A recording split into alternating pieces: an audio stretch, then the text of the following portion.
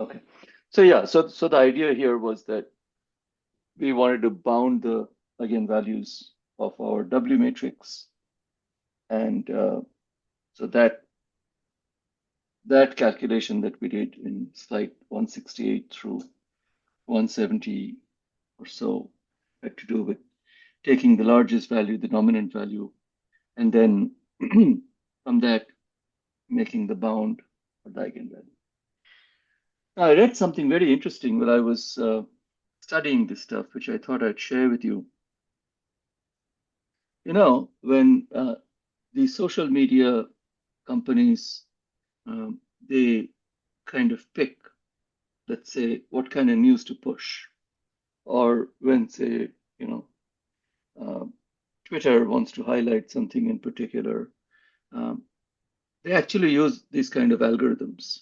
They are looking for quantities that, or rather, news items or items that say whether they're news or just sensationalism, which doesn't count as news, as something that they want to push and highlight. YouTube does it all the time, right? When you turn on YouTube, YouTube is pushing all these things that you have watched before and stuff that you might enjoy watching because of what you have watched before. So this is actually an eigenvalue calculation. They're actually finding out what is the dominant eigenvalue that they want to push. Now imagine the total number of news items that, let's say, for sake of concreteness, that YouTube is sorting through given who you are as per YouTube's data or process data. Let's say conservatively is 5,000 or 10,000, right? So it's a 10,000 by 10,000 matrix. Yep. Now, YouTube for sure is not going to, the algorithm is not going to go out and diagonalize the 10,000 by 10,000 matrix to make what might be appealing to you. It wants to do it just like that.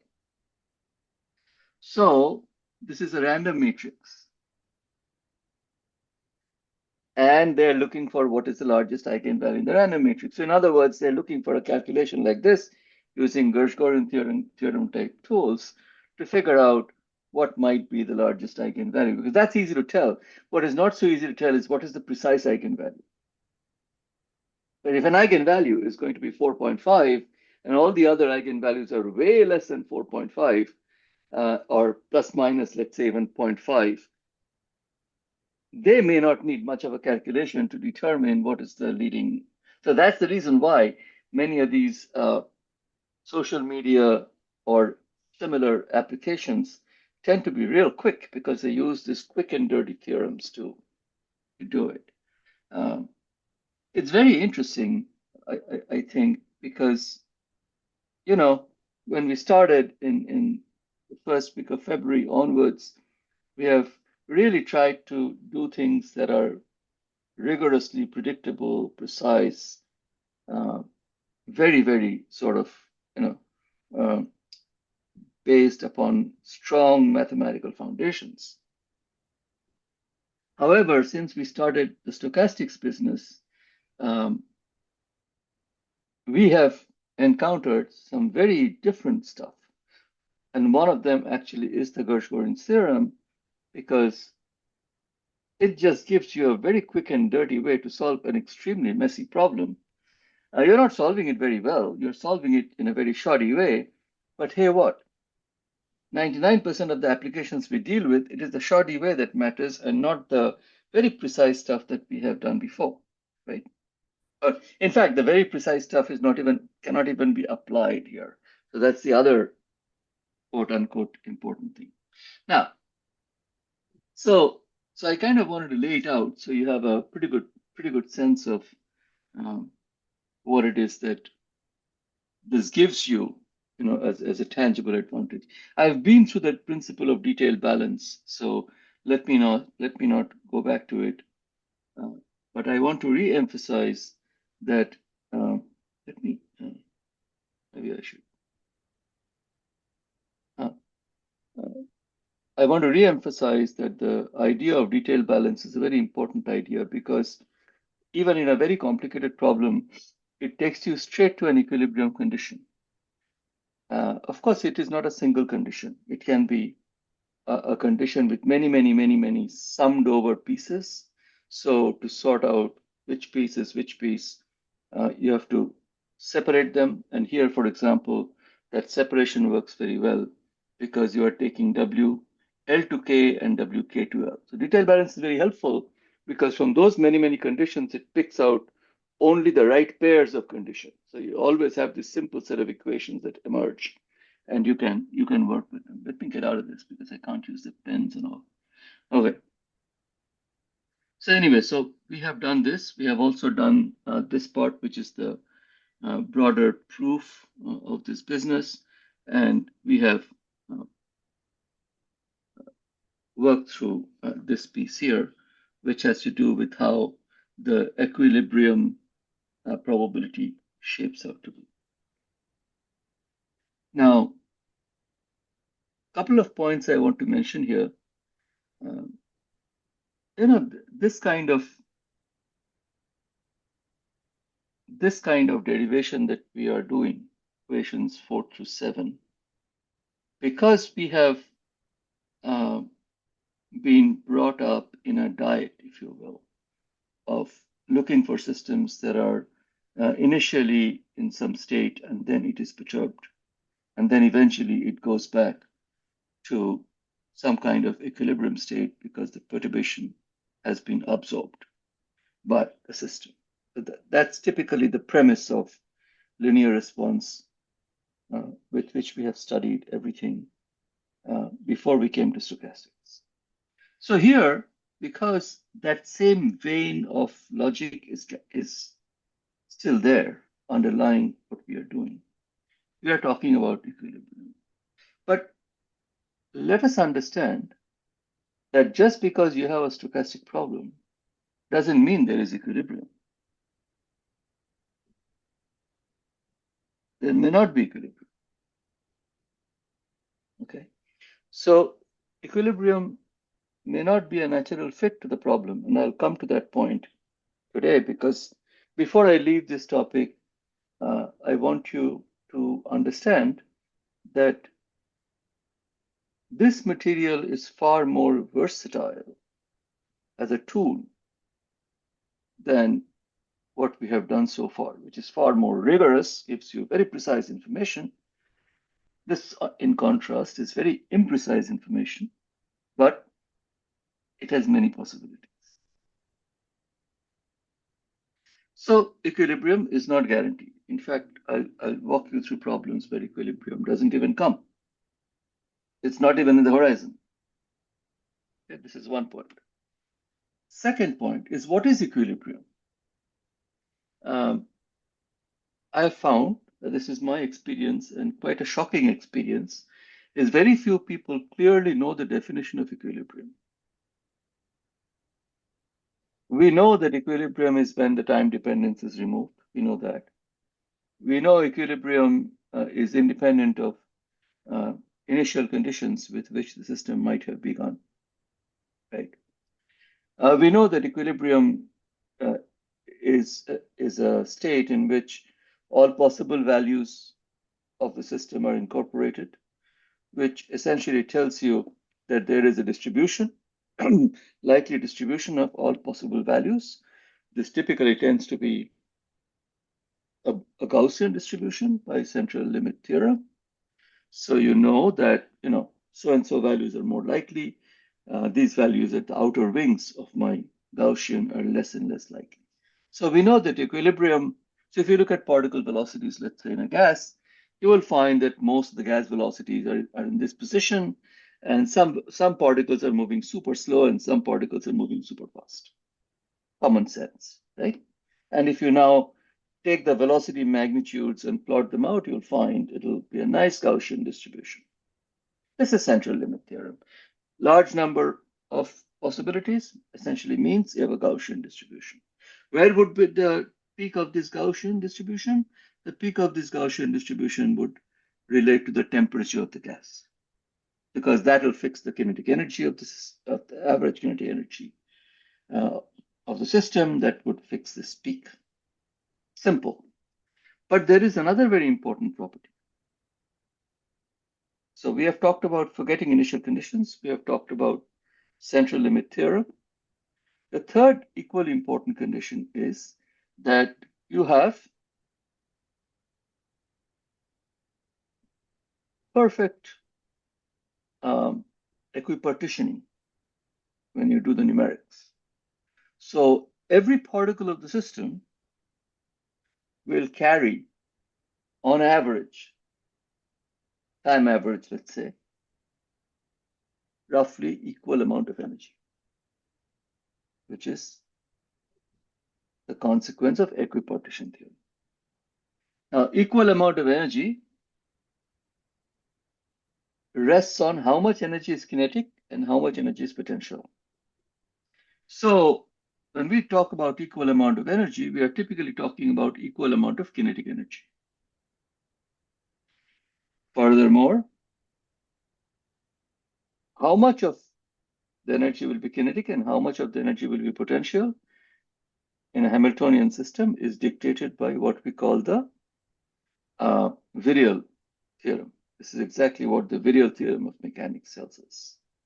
So the dictum of the virial theorem is that if you have that much energy, if this is the nature of the potential energy describing interaction, then so much of the energy on average would be potential, and so much of the energy on average would be kinetic when the system is in stable equilibrium condition.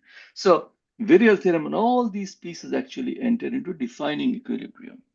So although here we are not using that, whenever we say equilibrium, let us be very clear about what we mean by equilibrium. Equilibrium means all these high bars are being met. And equilibrium is never a guarantee in a system. Equilibrium may or may not come by in a system. So that's an important point to keep in mind.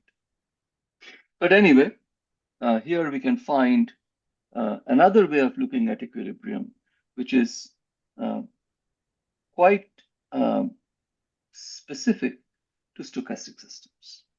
Because here you're basically saying that the probability or transition rate from J to K is exactly the same as transition rate from K to J.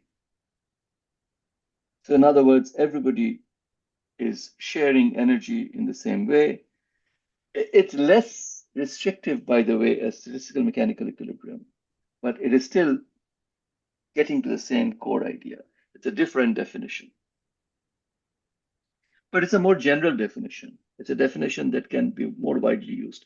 For example, you're studying a system, let's say, of monkeys in their natural environment. Now you can't be expecting the monkeys to, the group of monkeys to be in quote unquote equilibrium. So the statistical mechanics equilibrium doesn't apply to monkeys. Monkeys may not be moving at a central limit theorem based distribution of velocities.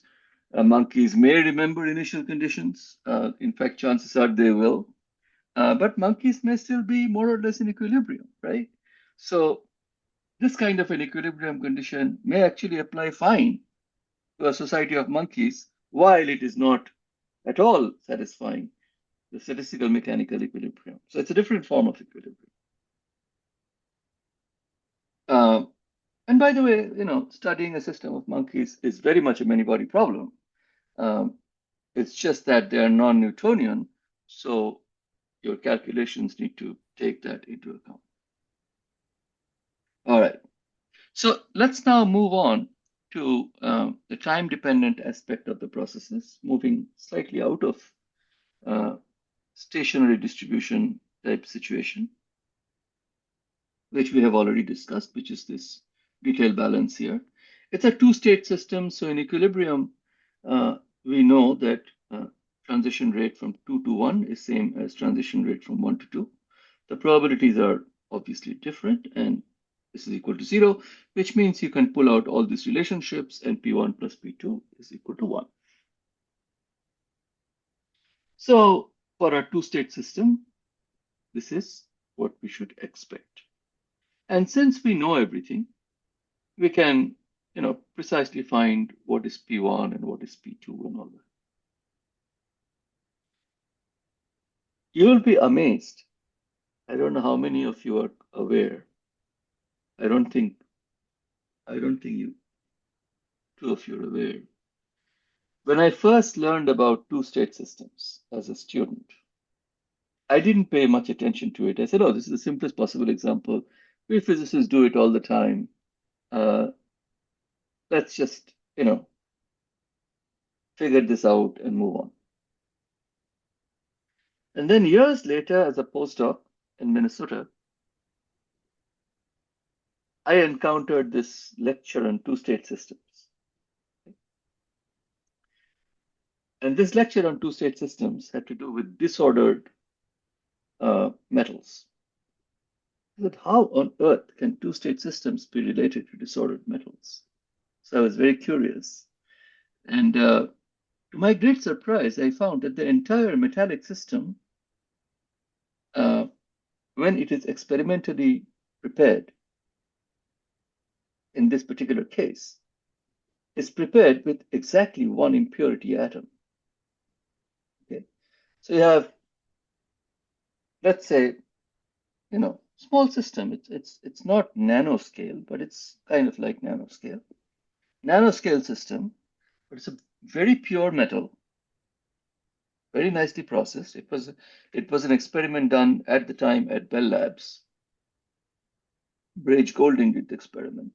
Very well-known Guinness matter experimentalist. And he made sure that the system had one impurity.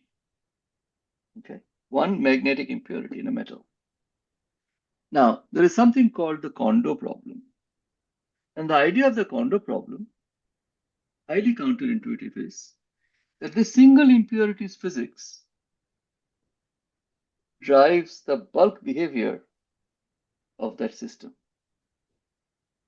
There are effectively infinite number of electrons with screening and Coulomb interactions, and one magnetic impurity which interacts with pretty much everybody naturally, whatever is required by its chemistry.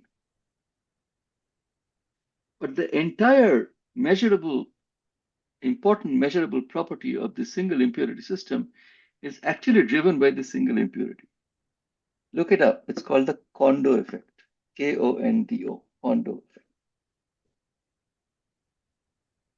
So Kondo effect experiment was done by Brage Golding. And this Kondo effect experiment was explained brilliantly with two-state transitions of the single impurity magnetic atom. So that was my first shock in life, where I realized that two-state systems like these can be endlessly important. I had no idea. And then I read the paper by Philip Anderson, who pointed out that a disordered system can essentially be modeled as a random collection of two-state systems, something along those lines. Very famous paper, led up to very important results. Of course, Philip Anderson won the Nobel Prize and so on. So two-state systems are very important, is what I'm trying to say. And this is basically like a two-state system. So statisticians call it something else. They call it this kind of a system that bounces back and forth between two states as a dichotomous system, stationary dichotomous system. It's steadily kind of bouncing back and forth between these two states. And P1 and P2 in equations 1 and 2 give you the probability of being in state 1 versus probability of being in state 2. And as you can see, they are not necessarily equal. So W221, which is what this is, W12, it is basically a transition from 2 to 1 and denoted by lambda 2 here. And same with W1 to 2, which is W21, which is lambda 1. So stationary probability of a transition happening can be then tied to the idea of a frequency, right? Because the probability of this thing happening over this unit time essentially can also be thought of as a frequency. So here you can see that the average overall residence time in state 1 has a time scale tau 1, and average overall residence time in state 2 has a time scale of tau 2, tau 1 and tau 2. So lambda 1, lambda 2, tau 1, tau 2. So lambda 1 is 1 upon tau 1, lambda 2 is 1 upon tau 2. So lambda 1 is the switching rate, which is the probability of transition, and tau 1 is the residence period, is the lifetime, if you will, in that state. Now, there are some advantages, if you will, of writing P1 and P2, not in terms of lambda 1 and lambda 2, but in terms of tau 1 and tau 2. And that's what that is what is being shown here. Simple. You just take your result for P1 in terms of lambda, and then define your tau 1, tau 2 as here and put them in, and then you finish the calculation and you find this. So when it's lambda 2 over lambda 1 plus lambda 2, in terms of time scale, it is tau 1 or tau 1 plus tau. So it looks a little prettier, if you will. So we have done what happens in the equilibrium state, in the specific equilibrium state that we discussed. But what about the master equation? What about looking at the time-dependent behavior such that we can calculate the time-dependent probability of what's happening? Now, we already know that the W matrix here is a 2 by 2 matrix. It's a two-state system. So we already know what W12 and W21 are. They are lambda 1 and lambda 2. And so these would be the off-diagonal elements, right? Lambda 2 is 1, 2, and this is 2, 1. But we also know, and you may have forgotten this, but we also know that if you sum up the elements of a column, that will be 0. So if you know lambda 1, then you know this is minus lambda 1. If you know lambda 2, this is minus lambda 2. So therefore, the point here is that the W matrix can be fully constructed. Now, let me quickly remind you why it is 0.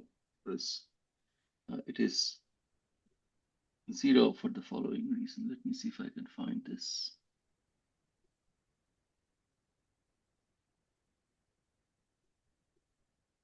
It is basically 0 because if you sum up the column, every if you take a column and go add up the probabilities row by row, then the total probability of a transition to a state, which is what the state is going to be 1.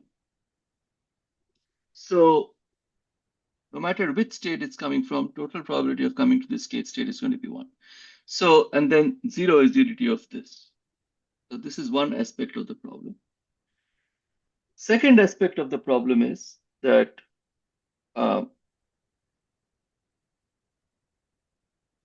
this W matrix has the following structure as we discussed. The W matrix has L21, L22, L23, L2n, but L to L is actually the one that takes all the negative terms, all the reverse transitions into account. We talked about that quite a bit on Tuesday. So if you look at your lecture notes, you'll find that's what we discussed. L2L is, so the diagonal elements are very special. And here we are talking about the diagonal elements, right? That's very important. So sum over k equal to 1 to n, W of L to k is also going to be equal to 0. So I'll give you a standard reasoning. The physical constraint for P of t to represent the valid probability distribution at all times, the sum of its components must always equal 1. That's the most important thing to keep in mind. So sum over all pi is 1. And since the total probability is constant, its rate of change over time is 0. So ddt of sum over all the pi is 0. Okay, so we can rewrite the derivative as ddt sum over I pi sum over I dpi dt. Now dpi dt is by definition of our equation wp. That's our equation of motion in this. So therefore sum over I sum over j wij pj is 0. And if you sort them out, you are left with sum over I wij is 0. So the point is that this is a very nice proof actually, but I didn't give you the proof in my original lecture. I added this proof because I had a feeling that this particular condition, which is easy to forget, is going to hit you up and you won't be able to use it without looking at the proof. So I added the proof here, which is not in the lecture I gave on Tuesday. So keep in mind that the column, elements of the column of this W matrix always sum up to 0. In fact, this is a very important reason why that lambda equal to 0 is an eigenvalue of our problem most of the time, in almost all the cases. Cases like this, that is. All right, so let's squeeze back to where we were.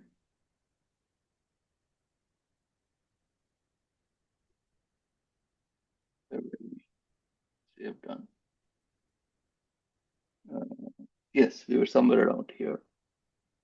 So if you take this column, the column is 0 and the column is here also equal to 0. So this is W. This is your W. So what is W square? You can multiply W times W and you will get this result. Minus lambda 1 plus lambda 2 times W. Now if you define lambda 1 plus lambda 2 as lambda, then you can say that W squared is minus lambda W. Okay. W squared is minus lambda. And then you can extrapolate from there and show that W cube is minus lambda times W, and so on. So therefore, all powers of your matrix W can be computed. It can be computed based upon this recursion relation. So this recursion relation here, this piece here, allows us to say that all powers of W can be computed. And because we have a first order equation, dp/dt is Wt, dp/dt is Wp, its solution is an exponential function, which means all the powers of W would enter. So this is the solution we have. And so all powers of W, as you can see, are going to enter. And what is very beautiful is the powers of W melt away to powers of minus lambda. So you have minus lambda whole square, and so on and so on. So e to the Wt can now be manipulated a little bit. So you take W divided by minus 2 lambda here, and instead of writing Wt, you write minus 2 lambda t. And then you put a minus 1 here and a plus 1. The moment you do that, then that immediately allows you to put this e to the Wt in a much more manageable format, which is this format here. 1 plus W e to the minus 2 lambda t over 2 lambda. So it gives you a measure of the time scale of relaxation. And that is this 1 upon 2 lambda. That's the correlation time.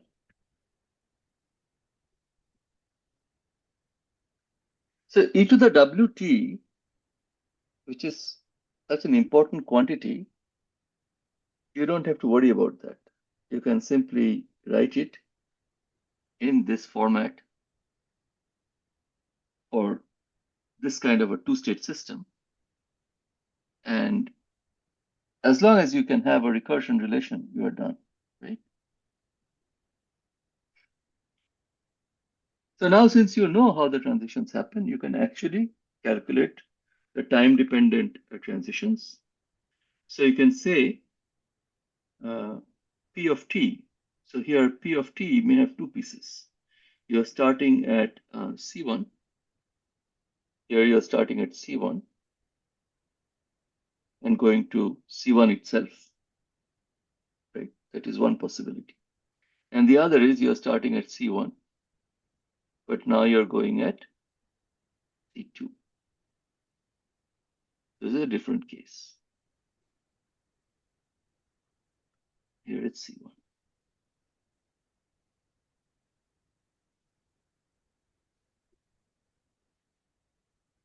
And initially you're saying it was at C1, so therefore e to the Wt 1, 0.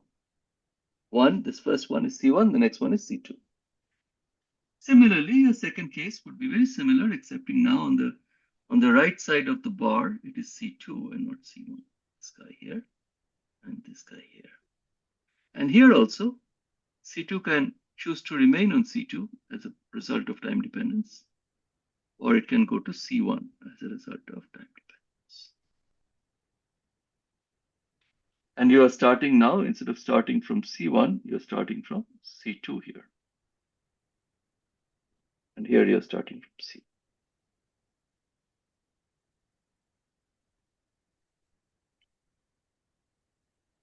And since you know W, everything can be obtained. And you can also ask another question. Suppose you have a finite probability of being in C1 and a finite probability of being in C2. So P1 and P2 as here. Then what happens at infinite time? So Pt now is e to the Wt times P0, and P0 is here, this guy here. So what happens at infinite time? So t goes to infinity, this limit you are looking at. But you see, if you go back a page, e to the Wt as t goes to infinity is 1 plus W over 2 lambda, because this term drops off. E to the minus 2 lambda drops off, right? So this is gone. So you're now simply calculating 1 plus W over 2 lambda. That's it. So the t going to infinity limit can be calculated. So this is your 1 identity matrix. And this is your W that you have calculated. And so as t goes to infinity, your e to the Wt gives you this result here.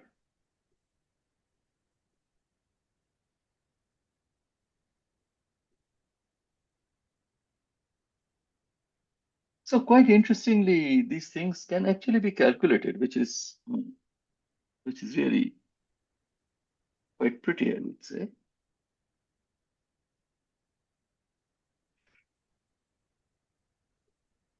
And if you carry on,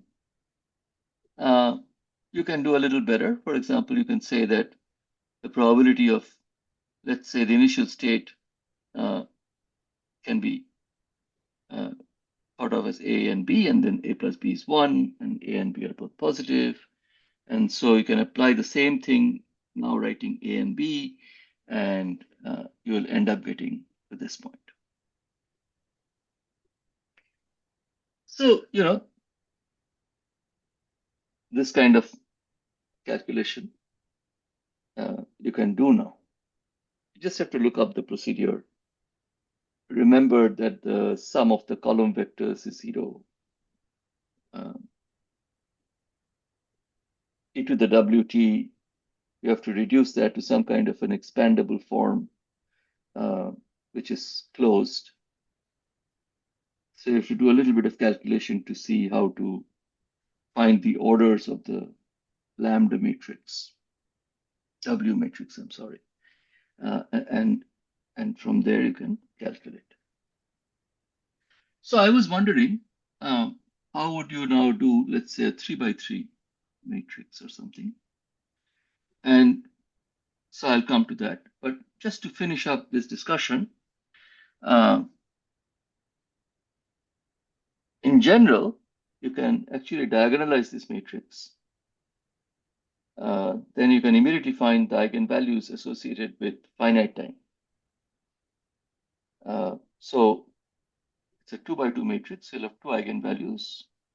You set up the determinant equation. And from that, you calculate the eigenvalues of lambda.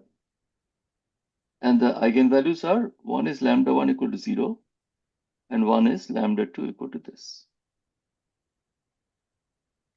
It's funny, though, that you get a lambda 1 equal to 0, but remember our prior discussion that a 0 eigenvalue is almost guaranteed because of the column being 0.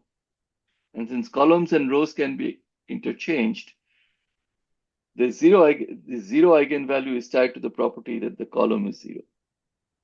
All columns are 0. What does the 0 eigenvalue mean? 0 eigenvalue means that there is always a possibility that there is no dynamics. The state just sits there. That's what it means. And then there is the possibility of an exponential decay. Exponential decay because e to the w t acting on p, right?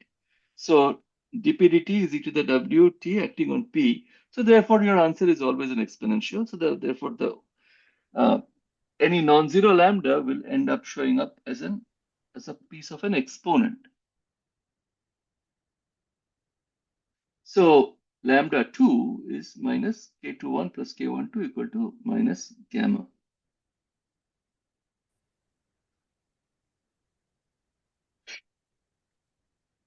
So once you feel comfortable with an analysis like this,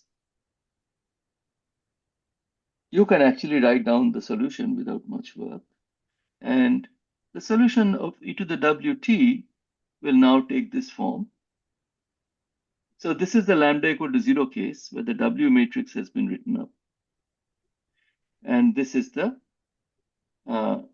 this is not the W matrix. This is the identity matrix.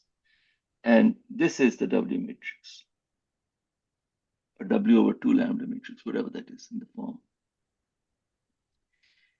And from that, you can construct the transition matrix by summing these two up. And that gives you the story of all these time-dependent probability transitions that we looked at. So these calculations are not super trivial, but they're not very difficult. So just to be comfortable, I'll one more time quickly take you through it. So you first saw that we started with the stationary situation. We know that it bounces back and forth between these two states. We know that there is a residence time, and there are these two probabilities, lambda 1 and lambda 2, which allowed us to calculate the W matrix. Then we managed to calculate from there the W squared, the W cubed, and so on. And that allows us to calculate the e to the wt in matrix form, e to the wt. And once we did that, then we felt comfortable asking this question here: what is the time-dependent probability of this problem? And that's the final answer we got, by the way, just now. So that's why I brought you back to remind you how we got here. So we started here. And as we started here, we also wanted to make sure that the asymptotic part works out nicely. Asymptotic part is t goes to infinity part. And at t goes to infinity part, we see that everything makes sense.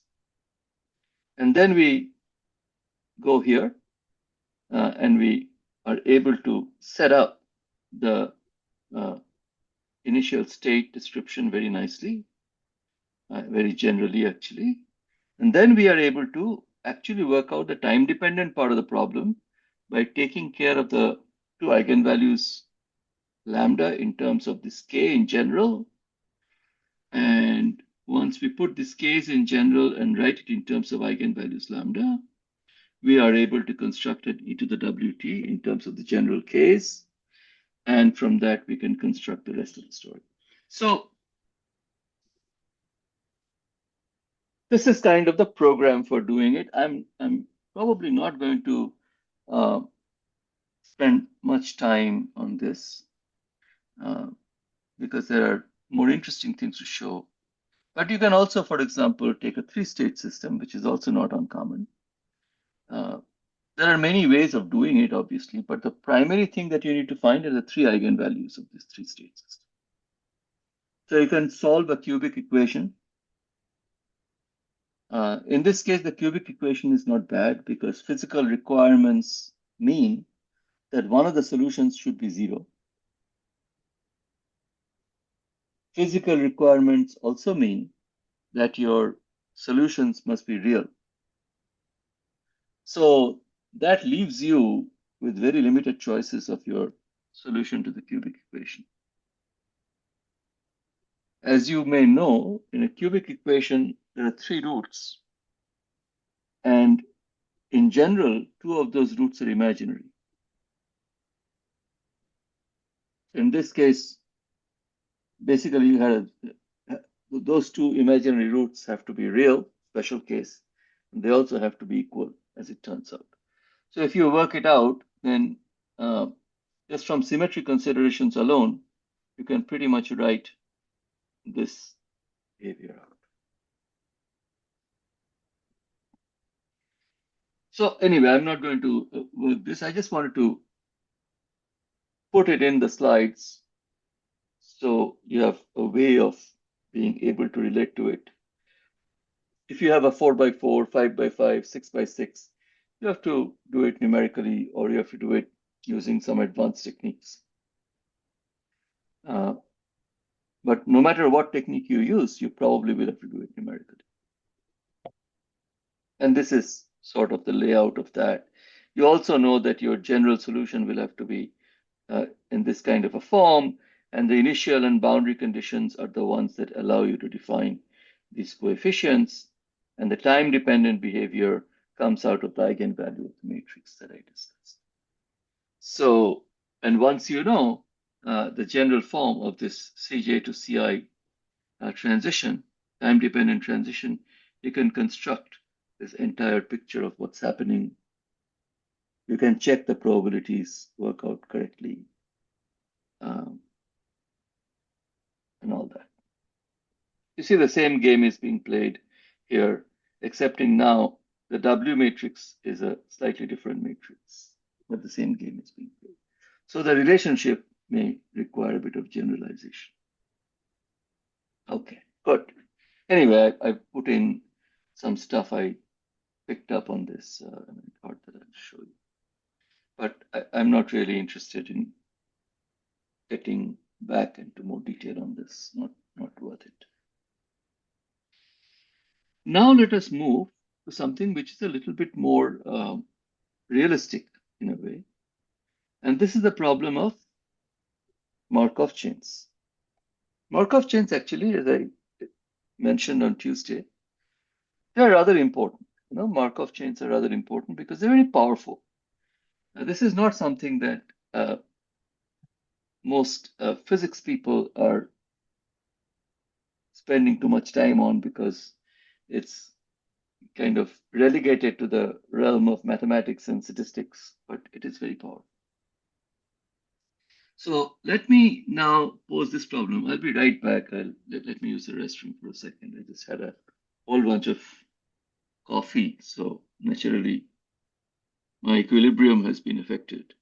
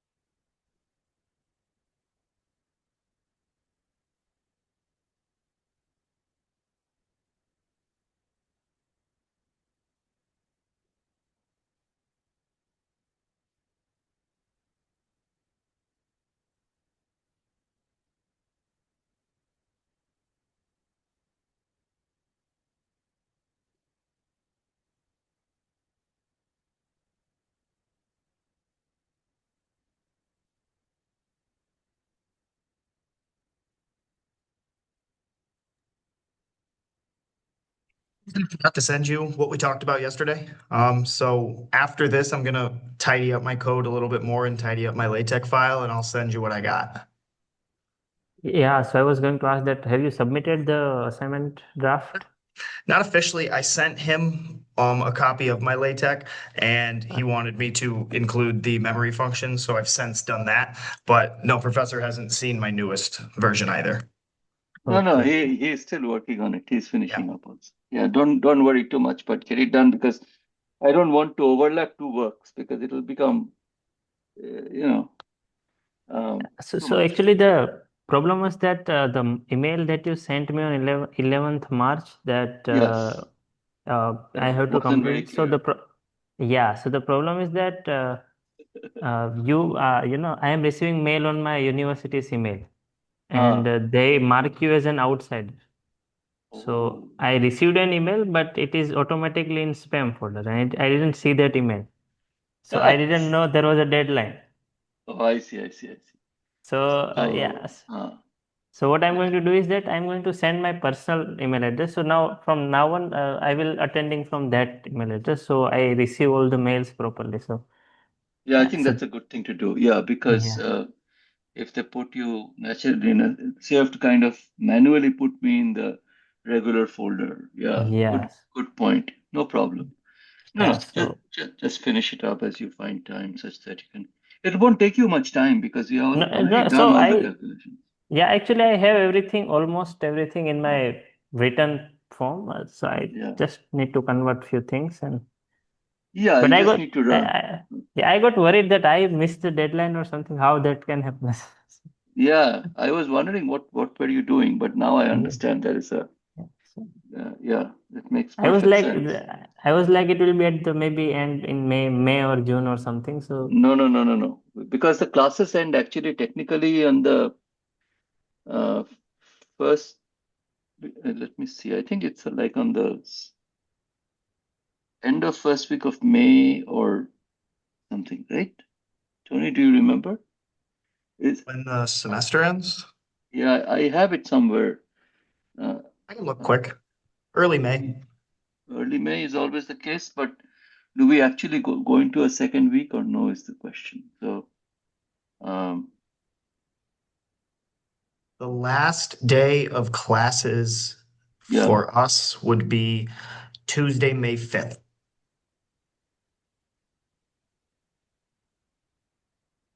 Tuesday, May 5th.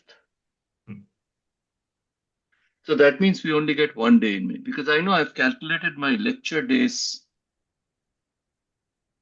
that I have left and what I can cover. So we are finishing on May 5, which means it's a Tuesday. So we have today's what? Today's April 3rd April. 2nd. No, not yet. Oh, for you it's Oh, third. yeah, it's For us it's second. So we have 7th and 9th, 14th and 16th, 21st and 23rd, 28th and 30th, and 5th. Yeah, 9 days. We might add an extra day just so we can do a little bit more makeup. It can be a weekend or something. But 10 days is pretty good actually. 10 days is not too little. 10 days of lecture time uh, is very decent. You know, when I started teaching, and for much of the first decade of teaching, I was very nervous that I made sure that I covered X amount of material every day. And then my travel schedule got out of hand. So then I had to start doing all kinds of dancing around to make things fit. And then I was checking on my students, from year to year more regularly. And I got one resounding feedback that I didn't expect. And it was, you covered too much material. Okay. So I said, oh shit, this one I didn't realize. So I realized that if I lecture every day in a semester, I I habitually end up covering so much material that students actually find it overwhelming. It's okay to find it stressful, but it is not good that they find it overwhelming and 90% of the class feels that way. So from then on, for the last at least 15 or so years, maybe more, I've tried to tamp it down a little bit such that I try to take a somewhat more relaxed pace. And because at the end of the day, if the students can't uptake the material properly, what's the point, right? And the whole purpose is thwarted. So the idea is that I try to maintain a moderate speed because my normal speed, even when I teach on the blackboard, tends to be relatively high compared to many of my colleagues somehow. I don't know how, but that's how it is. So I'm always a little bit more kind of uh, careful nowadays as to not go overboard. Okay, hang on 1 second. I have to find my Zoom thing. Here it is. but I guess most of the things that we are learning right now, I'm Uh-huh. going to understand them probably next semester, like after 3-4 months. Yeah, yeah, it takes time. No, you are right. Because, and I think that's perfectly okay because that is normal. You don't expect, especially when you get to material at this level, uh, I'd be dishonest if I say that I understand everything right off the bat from the moment I open things up because I have looked at them before. No, I don't remember what I did yesterday, okay? Most of the time, there's so many things going on. So I have to kind of process my brain to get oriented and all that. And I go through this continuous corrective process when I learn because I found that to be because I taught you guys and I think about it. Oh, I was teaching this today. That was interesting. I didn't realize that there was this connection. And then I come back and I add that connection to the slide just so I remember it the next time around. For example, this slide 168 that I showed you, not 168, I'm sorry. Why the columns add up to 0, that particular slide.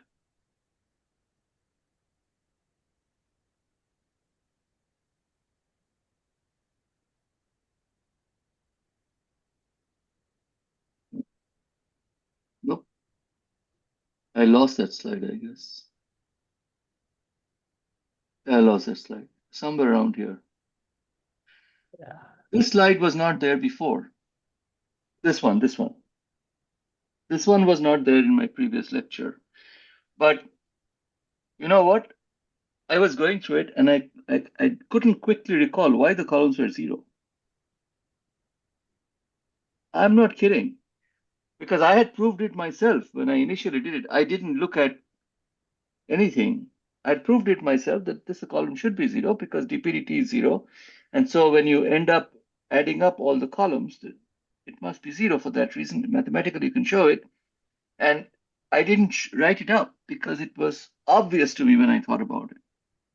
But today I was in a hurry. I thought, well, if I want to go back to these old slides, it would be nice if I can show that the columns are 0. And then I couldn't quickly do it. I was myself getting confused. So I went to your AI module, and I quickly had AI sketch out the proof, and I slapped it here just so that I don't forget. So these things happen to all of us. In my opinion, learning is a very nonlinear process. You have to kind of go back and back and back and back to, because, what you learn is a subset of what is to be learned by definition. I mean, I'm not covering every possible, no teacher can, right? So it's always a subset. Okay, one of the important things I want to tell you about the Markov chain problem is that the Markov chain problem has, if you think about it, 2 avenues along which you can proceed. You can proceed along purely random processes. It's only meaningful when the number of times the random processes are coming around is extremely large. How large is extremely large? At least a few hundred times, I would say. Because each is a coin toss, right? So when you look at the coin toss patterns to emerge, it'll have to be at least 100 times, 200 times, 300 times for the patterns to emerge. So if you're doing purely random processes, and if you are making the presumption that you go through a very large number of tosses, it's only then that Markov chain processes are analytically predictable or meaningful.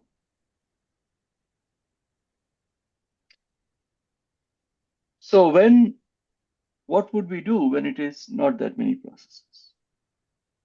What we would do is we would do it numerically.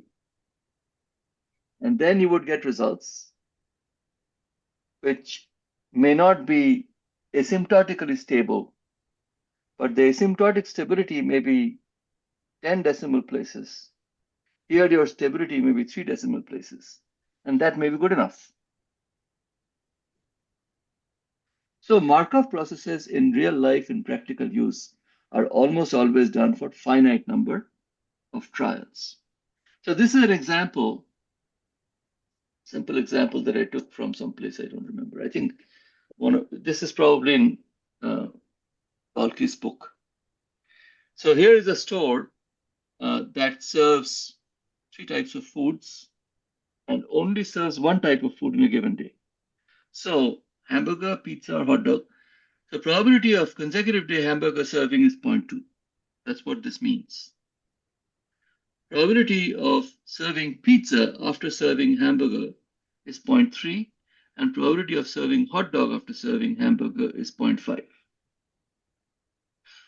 Okay, it doesn't serve pizza on consecutive days, but probability of serving hamburger after serving pizza also is 0.6 now. So it can get stuck in this loop for a bit, right? The other thing that's very interesting is that probability of serving hot dog is 0.7. So these two are very competitive. Now, once this guy goes to hot dog, probability of serving hot dog the next day is half. Pretty large number. Probability of serving hamburger the next day is low. But this hot dog can therefore be a pretty interesting thing, right? Essentially,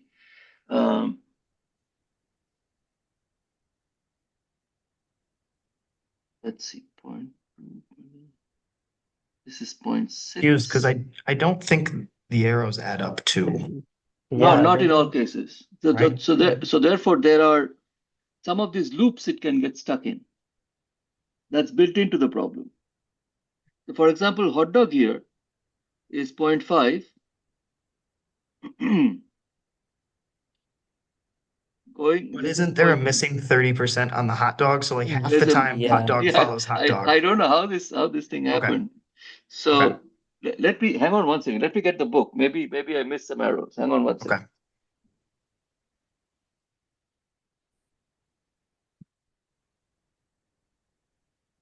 and also from pizza to hot dog 0.7 and pizza to hamburger also 0.6. Right. So Right. But is that a back trip? Let's see. I think this was from Balki's book.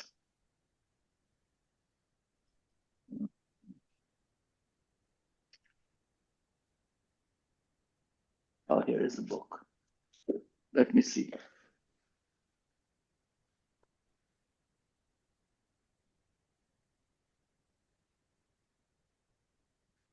Principle is clear though. I do understand what is happening.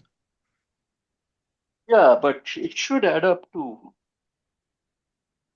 I thought it should add up to 1. I checked it long back. hamburger. So the hamburger part is perfect. If you go, Ah, if 0.3 goes out, 0.5 and then 0.2, so it is perfect. hamburger part is perfect, but the other parts, let me see, Markov. If it's not in this book, I have to go to. I'm searching. 54.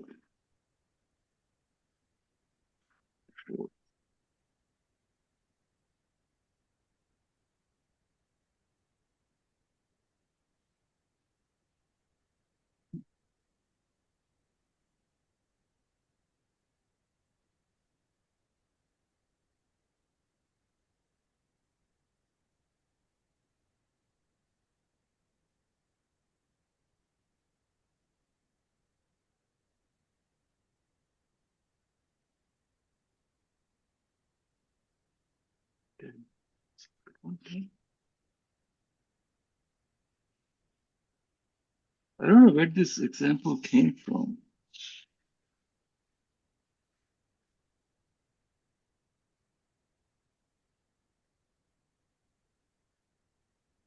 But it's also in my class lecture notes. And so if I look at my lecture notes, it might clarify if I missed something. But anyway, that would be harder to find.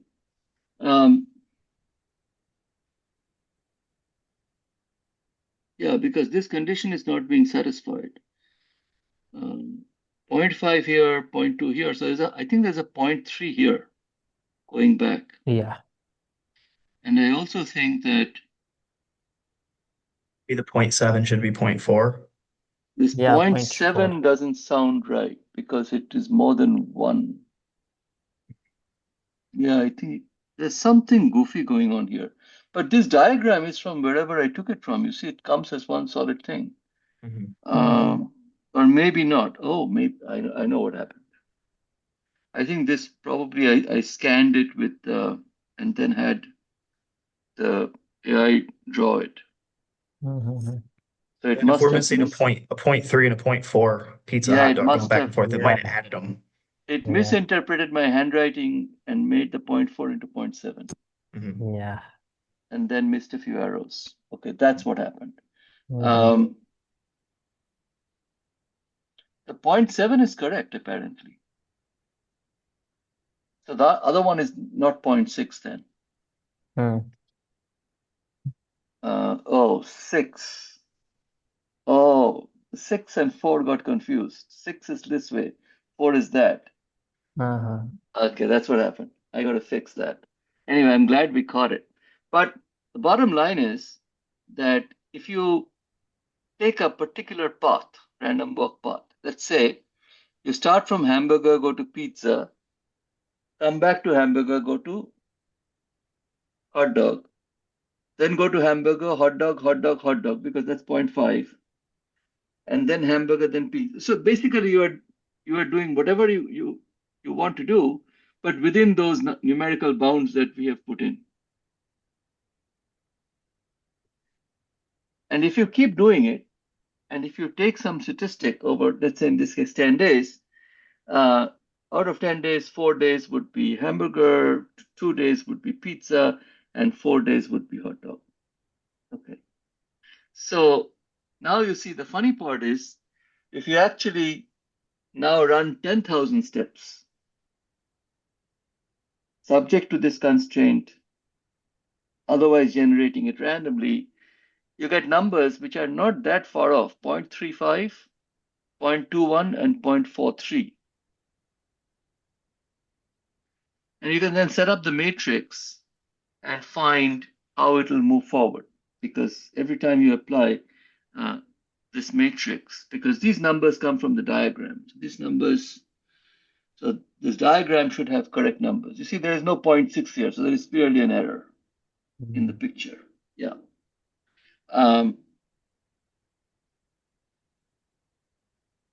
Anyway, so if you actually work out starting from a state and so on and so forth by applying this A matrix, then you end up with 0.41, 0.18, 0.41, and going forward, ultimately you wind up with a number in the so-called stationary state, which is not that far from the 10,000 iteration number. So the bottom line of this is that in these random chain problem, Markov chain problems, the random number generation, as long as it's more or less robust, you're going to get to just about the right ballpark of probabilities. So that's the message here. So in other words, this is a problem which is somewhat predictable. Somewhat predictable. In fact, reasonably accurately predictable.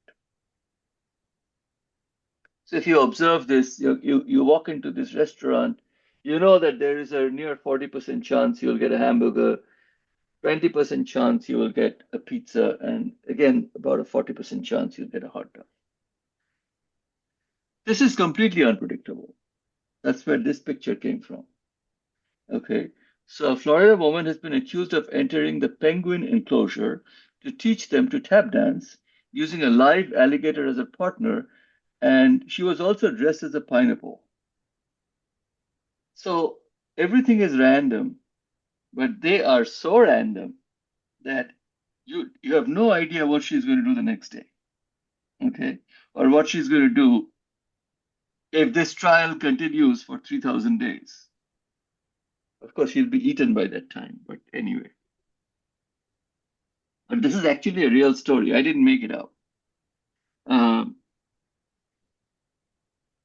Okay. Now there is this following thing. I'm running pretty low on time now, but let me at least get started on this. This is pertaining to our battle problem. So it's actually a Markov problem, but the context is very different from the example I introduced and solved. Okay. Non-strategic means it's random. So if I am party A, there is another party B, and we are having some kind of a fight. I have so many troops, party B has so many troops. I have a battlefield, which is a land battlefield, which is like a square grid. And if I want to deploy some of my soldiers on that battlefield, and the other guy deploys some soldiers in the battlefield, both randomly, and if we end up on top of each other on the same box, on the same square, then we neutralize each other.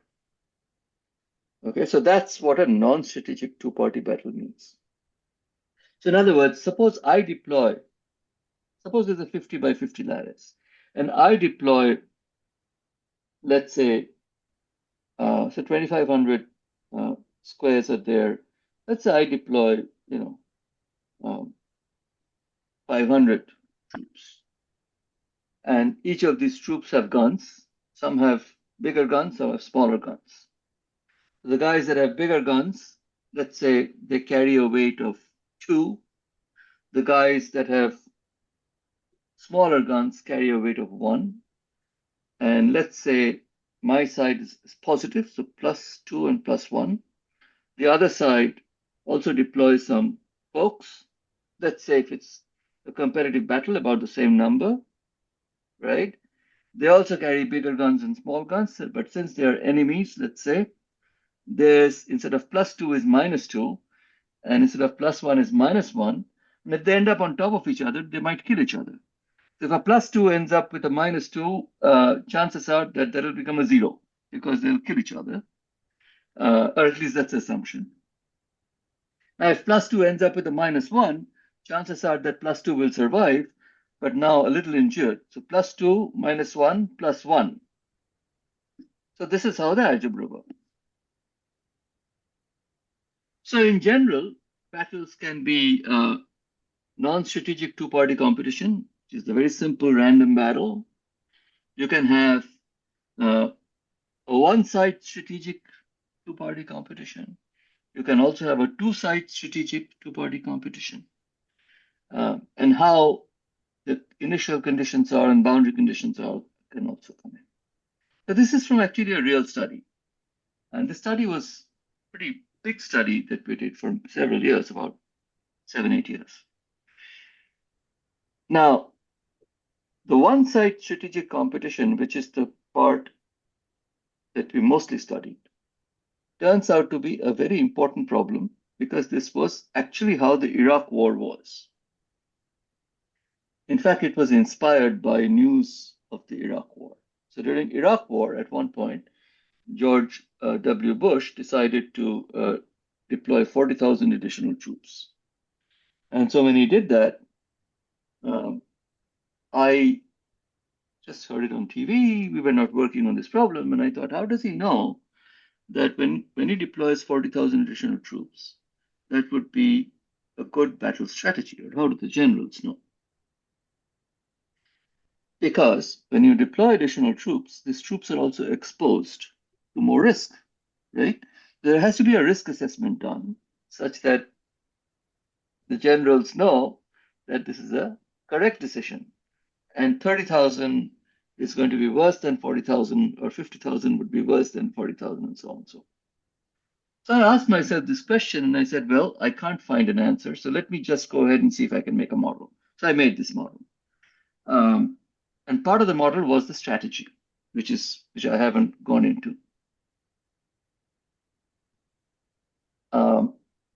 And the other thing is that the Iraq problem was such that the Iraqi soldiers, they knew the terrain very well, but they were not as savvy with weaponry as the Americans were. So because they knew the terrain very well, they could attack from anywhere. And oftentimes that became very lethal for the Americans. So that's why a lot of people actually died on the American side. So that's why one side is strategic. It is the Americans who are strategic. They had intelligence. The Iraqis didn't need to use the intelligence. They could attack at random from anywhere because they knew the terrain so well. Okay. So this one side strategic turned out to be a very good way to mimic insurgencies, because insurgents basically come out of unexpected areas and can be quite random. That's what we mimicked. And by the way, our answers were quite consistent with what the generals did. So we knew that the model was pretty good. And in fact, it was funded by Army, which was kind of funny. Army mathematicians funded it, not the physicists. So Army mathematicians really thought this was a pretty cool problem. And they gave me a little bit of money, and so we did that. But part of the study was also this non-strategic competition. So I won't spend much time on this, but there are many, many things that come up. For example, what is the size of your army comes up? How many reserves do you have? Suppose you employ 800 soldiers in a battlefield initially. How many times can you do, troop replenishment? There's always a limit. So what reserves you need is important. What kind of force levels can you use? You can use very advanced guns. You can use, maybe other forms of weaponry that can be more powerful than guns, but still carried on land. Land battles are very complex battles usually. So we had to put in all those possibilities. And we also tried to make the battles very interesting. So in other words, we tried to make both sides equally capable in terms of firepower and or strategy. I mean, being completely random is also a good strategy. Being highly intelligent, where you have a lot of intelligence about the battlefield, is also a good strategy. So although one may sound less powerful than the other one, but until you actually compute, you cannot tell which is going to be more powerful. It is a fact that for Americans, fighting in Afghanistan and Iraq were very difficult because they didn't know the terrain. They would have known the terrain much better had it been Central America. But in Iraq and in Afghanistan, it was a very different scenario. So anyway, so there are all these things. So geography plays a role. And it became a very interesting study because we were able to not only describe the Iraq war quite satisfactorily, we could also go back and describe wars fought by Alexander the Great, because the ancient wars had very different set of numbers that we had to assume. And once we did that, we were able to work out what happened in the various battles that Alexander the Great fought, and so on and so forth. So anyway, so I'm going to stop here because the next slide is about how this thing went. And it turned out to be a very interesting problem. And I'm illustrating this for you because this was a Markov chain problem, but not the Markov chain textbook case you studied. It's a very different Markov chain problem, which we had to make up given the circumstance. And my sole purpose of illustrating this problem to you is I would like you to have the capacity to make up the Markov chain version of your problem should the Markov chain approach turn out to be useful. Because the textbook version is very idealized. This is not at all idealized. This is very run-of-the-mill and, if you will, realistic compared to what we studied so far. All right, let me finish here now because I want to go to the talk. There is a talk coming up at 3 o'clock, 3:30 that is. So I'll run to the department. We'll meet on Tuesday, and sometime this weekend I haven't thought of what project to give, but I'll make up some nice project and give you some more to study. I might give out some papers to study that may be a little bit different than what we did so far. Okay. All right. Bye-bye. Good night, Vivek. See you, Tony. Good. So you and I are meeting on tomorrow at 2 o'clock.